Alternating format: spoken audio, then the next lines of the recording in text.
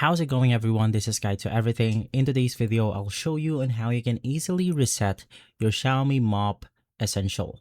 Basically, the first thing that you want to do is to open up the top cover of your Xiaomi Vacuum Mop Essential, which will look something like this. And basically from there, you will be able to see tiny holes with reset written on it. So you want to find this specific holes. It's going to be different on some other models, but generally it's going to be on the same spot. You just want to open up the top cover, and from there you will be able to see this hole. You want to use something like a SIM card ejector onto that specific hole in order to reset it.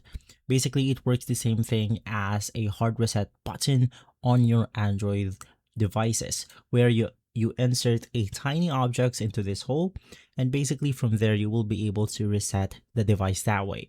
Once again, it's going to be different for other models. Like for this one, it's going to be on this spot right here. There will be a tiny hole where you can insert a object like needle or a SIM card ejector.